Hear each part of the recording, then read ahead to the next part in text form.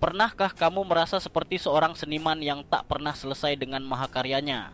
Kamu memoles, mengubah, menambahkan warna, mengurangi detail. Semua demi satu tujuan, agar dia melihatnya dan berkata, ini sempurna. Kamu memberikan waktumu, energimu, bahkan kepingan jiwamu. Kamu menyebutnya usaha. Kamu menyebutnya cinta. Namun, ada kebenaran yang dingin dan tajam yang perlu kamu dengar. Baginya, usahamu bukanlah tanda cinta. Itu adalah metrik, data, poin-poin dalam sebuah audit tanpa akhir. Kamu tidak sedang membangun hubungan. Kamu sedang diaudit. Setiap kali kamu mengorbankan hobimu demi menemaninya, itu bukan kompromi. Itu adalah kepatuhan. Tercatat. Setiap kali kamu mengubah penampilanmu sesuai seleranya, itu bukan perhatian. Itu adalah adaptabilitas terukur. Setiap kali kamu memaafkan kesalahannya yang menyakitkan, itu bukan pengampunan. Itu adalah ambang batas toleransi dikalibrasi. Ini adalah psikologi gelap dalam bentuknya yang paling halus dan paling merusak. Namanya adalah akuntansi emosional. Dalam hubungan yang sehat, usaha adalah jembatan yang dibangun bersama. Setiap batu bata diletakkan dengan cinta dan penghargaan. Namun, dalam dinamika ini, usahamu adalah mata uang, dan kamu selalu merasa miskin. Manipulator, sang auditor emosional, tidak mencari pasangan. Ia mencari investasi dengan pengembalian tak terbatas. Semakin banyak kamu memberi, semakin tinggi nilaimu di bukunya. Tapi nilai itu tidak berarti cinta, itu berarti kontrol. Pikirkan tentang Elara dan Silas. Elara adalah seorang pelukis. Dunianya adalah kanvas dan warna-warna yang berani. Itu adalah jiwanya yang tercurah dalam sapuan kuas. Silas, di sisi lain, menyukai minimalisme, keteraturan, keheningan. Dunianya adalah garis-garis lurus dan permukaan yang bersih. Pada awalnya, Elara melihat ini sebagai tantangan cinta. Aku akan menunjukkan padanya keindahan dari kekacauan, pikirnya. Tapi Silas tidak tertarik pada dunianya. Dia tertarik untuk melihat seberapa banyak dunia Elara yang bisa dia rapikan. Dia akan berkata, sayang, cat ini berbau tajam. Mungkin kamu bisa menggunakan jenis yang lain.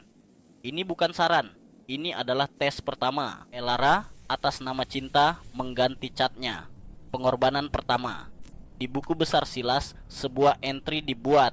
Subjek bersedia mengubah elemen inti demi persetujuan. Lalu, kanvas-kanvas ini memakan banyak tempat. Tidakkah lebih efisien jika kamu melukis secara digital? Tes kedua, Elara menjual kanvasnya.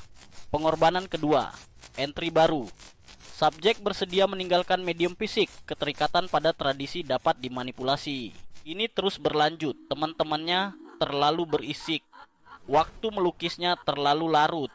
Gairahnya menjadi sumber gesekan, bukan kekaguman. Elara semakin kurus, semakin pucat. Studionya yang dulu hidup kini bersih, kosong, dan sunyi, seperti dunia Silas. Suatu malam, Silas melihatnya menggambar di tablet. Garis-garisnya ragu-ragu, tanpa api. Dia tersenyum, senyum seorang auditor yang laporannya seimbang. Lihat, katanya, jauh lebih baik, rapi, terkendali. Saat itulah Elara sadar, ini bukan cinta, ini adalah penaklukan. Setiap usaha yang dia lakukan bukanlah untuk membangun sesuatu yang indah bersama. Itu adalah potongan dirinya yang dia serahkan untuk membeli kedamaian. Dia tidak dicintai karena siapa dirinya. Dia disetujui karena menjadi apa yang Silas inginkan. Ini adalah inti dari manipulasi. Meyakinkanmu bahwa penghapusan diri adalah bentuk tertinggi dari pengabdian. Inilah kebenaran yang pahit. Seseorang yang benar-benar mencintaimu tidak akan pernah memberimu daftar revisi untuk jiwamu. Mereka tidak akan mengaudit pengorbananmu. Mereka akan menghargai keberadaanmu. Mereka tidak ingin kamu rapi. Mereka ingin kamu nyata dengan segala kekacauan indah yang menyertainya. Jadi, jika kamu merasa lelah, jika kamu merasa usahamu hanya menguap ke dalam kehampaan, berhentilah sejenak. Mundur dari neraca tak terlihat itu. Tanyakan pada dirimu, apakah usahaku membangun jembatan atau hanya membayar sewa untuk ruang di kehidupan seseorang? Cinta sejati tidak pernah meminta audit, ia hanya meminta kehadiran. Berhentilah menjadi subjek, mulailah menjadi penulis ceritamu sendiri. Ambil kembali kuasmu, ambil kembali warnamu, ambil kembali dirimu.